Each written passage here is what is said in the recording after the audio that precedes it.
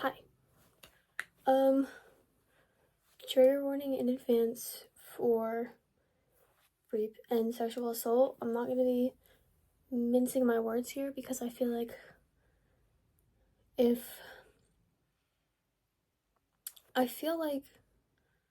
by trying to censor these words, something is taken away from this video.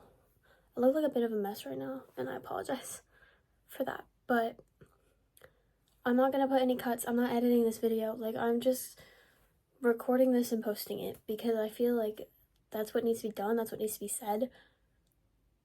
And I do, as you can see in this little corner, I do have a laptop over here. I typed up what I want to say because some of these things are going to be really hard for me to share. And by having a script and reading it, it'll help keep me on track and also make it a little bit easier for me. So if I'm looking more over here rather than forward, that's why. It just makes it makes it a little bit easier for me to kind of tell these things and share them. So I don't think I've ever put my age on the internet. I didn't plan to. I am 16. I do have a driver's license. I do own a car. Okay. That is important later. I'm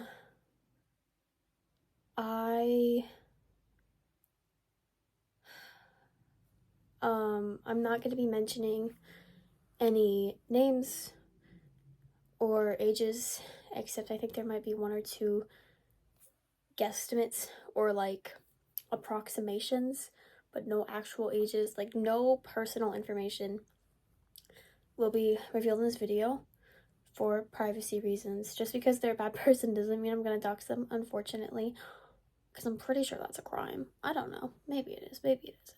Regardless, that's not something I do, so I'm not going to do it. Also, two of the men that are in this video are deceased. They have passed away. And if I share their names, obituaries are actually very, very easy to find, regardless of the area you're in or not. They're usually pretty easy to find, especially because one of them actually does already have a criminal record, which makes it easier. So I will not be sharing any information like that. There are a couple people in my real life, my personal life, who will probably end up seeing this. I can think of one right now off the top of my head. And they'll know who I'm talking about. Well, some of them.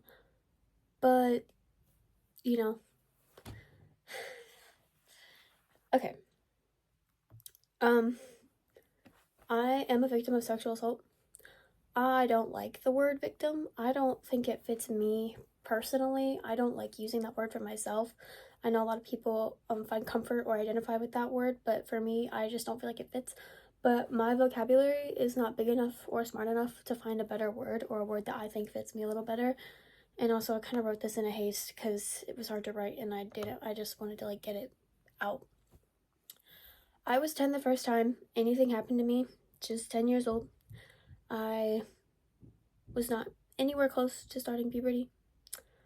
I had a substitute teacher in my 5th grade class who did some really bad things to me, and I actually, even if I wanted to share them, I couldn't because I have an agreement with my past school not to say anything, not to go into any details publicly about it, because there was a little bit of a situation.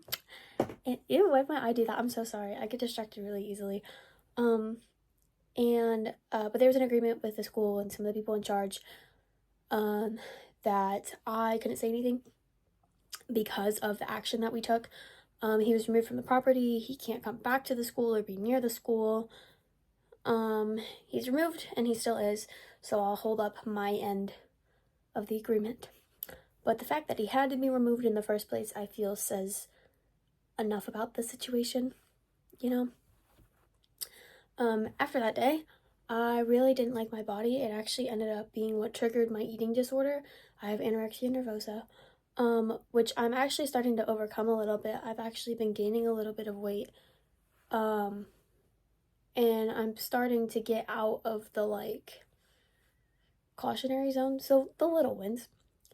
It triggered my eating disorder along with a lot of other issues though. The main one being the way that I treated my body. I was really upset after what happened, especially because of my parents' reaction, which was not good. They said that I lied, and then I got an innocent man fired. And in their defense, I had a really bad problem with lying for attention at the time, but I still, like, I don't know. That's just not something you say. I wanted to make sure that it never happened again, so I wore really restrictive clothing to sleep every night and tried to make myself as flat or masculine looking as possible so men wouldn't think about touching me. And when I say restrictive clothing, I don't mean revealing clothing, I mean clothing that literally like cut off my air and like my chest. Like, you know, I hope that makes sense. It didn't end up working, and now I'm stuck with a body that looks kind of sad. Before I start the next part, I should mention I'm pretty openly bisexual. I've been for years now, but not a lot of people know outside of my real life, and I just wanted to share.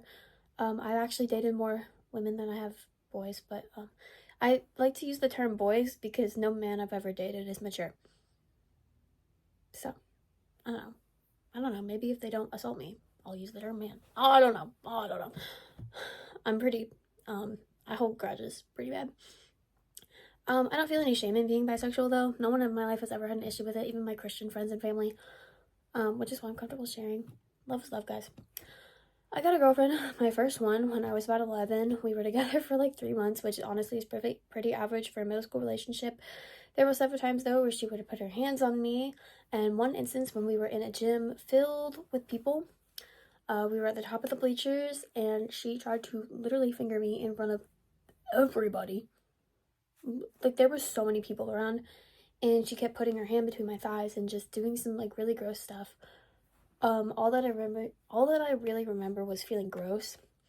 I don't know if this counts as sexual assault. A few people I've talked to about it say that it doesn't. Some people say it does. It kind of just depends on your perspective of it. There are things that are universally just like agreed to be a sexual assault, but sometimes in cases like this, it gets very nuanced, and it really does just depend on who you ask. I don't know how I feel personally. I just know that I didn't like it. Now I can talk about my older online boyfriend. I hate that so many women can relate to and like experience this situation, and it really does need to be stopped. I was about 12 years old, and he was nearly 16. He knew my age the entire time and initiated the relationship and everything that happened between us. He said that he liked how my body looked and how young I looked, and consistently pressured me to send nudes or to do other awful things for him. I never said anything to him, but I saw plenty of disgusting things from him. I never told my parents because I was scared of getting in trouble, but sometimes I really wish that I'd spoken up. On top of this, he did have my location at the time, which I promptly shut off after he said what I'm about to share. And he sent me my own address and told me, I've moved since. And he said that he was going to come to my house, he's going to pick me up and kidnap me and rape me in the back of his car over and over again, basically until I died. So, you know. A smaller incident comes from a summer musical that I did at 15 years old when I was literally dry humped from behind on a stage in front of hundreds of people. It was opening night of the show. I was really, really disgusted with what happened. I did tell the people and adults in charge, but nobody ever did anything. So that's great. That's lovely. Love that for me. Despite my body looking pretty androgynous, I don't show my body off a lot because I don't really have much reason to or much to show off in the first place. I do have a pretty androgynous looking body though. Like, if you talk to most people, not that anyone here would, but if you were to hypothetically ask somebody that I know in real life, they would probably agree. But like I said, despite my body being pretty androgynous, there's just something about it who attracts boys that think they have a right. And I've unfortunately been groped and catcalled many times. It's really sucky, and it's the reason that I took self-defense classes, and I also make sure that I'm able to protect myself, like, no matter what situation I'm in. Like, there's some way that I can keep myself safe. If a guy gropes or catcalls you, just hit him really hard. Kick him. That's another good option. Oh, this is the hard one. Okay. Alright. several months ago, and when I say several months ago, I mean actually pretty recently, I was sexually assaulted by a now ex-boyfriend in my car. I can't go into detail without crying probably because of how recent it is, but I guess it just really hurts a lot. I can't explain my emotions though. I can tell you how I felt. I felt extremely scared, and honestly, I still do.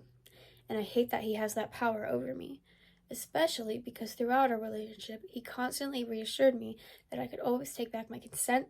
He'd listen, and he would understand and respect me saying no to him and not giving him consent, period.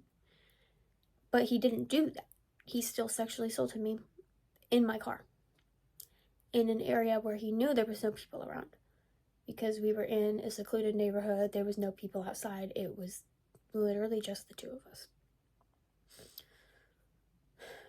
He insisted that he would protect me, and then he ended up being the one that hurt me. As of now, honestly, I'm filled with more anger and like hatred rather than fear, but I am still definitely scared. Like, the fear definitely still lingers. It's really difficult for me to have any kind of passenger in my car, regardless of age, gender, or their relation to me. Like, no matter what, I'm just scared it'll happen again. And I hate that I let him make me feel that way, but I am getting a little better the more time passes. The only person who knows the full extent of what happened is my mother, because I realized, 6 years from the first time this happened, maybe things have changed. Maybe her perspective has shifted. And she told me that she always had an off feeling about him anyway. And she did believe me, and we did have a sit down talk about it. This is what happened. And so she's the only person who knows like the full truth, like what really went down. And that took over an hour because I couldn't stop crying and I couldn't breathe. So I would also like to mention that I do have depression. I am actually diagnosed. Like, I do have a diagnosis. And it usually leaves me left to my bed on the really bad days. And that can make it hard to do things like brush my teeth and eat and shower and clean my room, which is probably the biggest one. My bed sheets usually stay on for months at a time because I just can't, I can't bring myself to do that kind of stuff because I'm just so like down. But whenever these kinds of incidents happen, from something really extreme to something a lot smaller, like maybe somebody catcalled me, which isn't a good thing and I don't condone it at all, and I think it's horrible. But that in the grand scheme of things, it is on the lower end of the scale. I really like need to shower. Like, I have an urge, like a compulsion to shower and just like scrub my body like clean of like the filth that they left me feeling. And honestly, I can't lie, even if I am having a really bad like low day, the showers do help and they do make me feel better.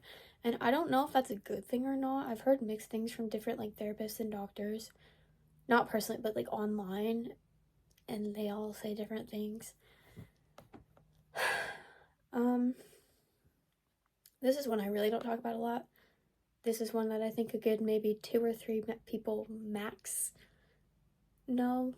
And again, this is not something that you know the full extent of, because honestly, I don't know the full extent of it. Because I did go unconscious. I did black out. In October of 2024, I was raped. It was probably one of the scariest moments of my life. Like I said, I did black out at the end of the incident, but I was conscious and completely wide awake, completely conscious, like drug-free, alcohol-free, everything at the beginning. I never gave consent once. I told him no repeatedly. And I knew exactly what was going on. He knew what was going on. And yeah. As of now, that man has passed away due to his own will, which is the nice way of saying that he himself. Not that he deserves nice things, but you know, this video's getting long, I'm sorry. I share all of this with you because I want this to be a safe space. If you have a story or something has happened to you, make sure it gets treated with the proper care. If you don't, unfortunately, trust the police or the authorities that are in your area, reach out to RAIN or another sexual assault hotline or website to make sure that it's properly handled, because every case, no matter how drastic it is or how crazy or small it is, deserves to be treated with the proper care and respect and love. I want to help speak up, and if I can even give just like one person the courage to be able to go do that, I will count it as a win for me. Rape and sexual assault are just inexcusable. They're unjustifiable crimes. The only reason that people have behind it is violence. It's not like murder where you can say it was self-defense. You don't rape somebody in self-defense. You do it out of violence. It's a violence-born crime. People need to speak out against violence more, which takes a lot of bravery, and that's what I'm trying to do now. I love all of you so much, and I only want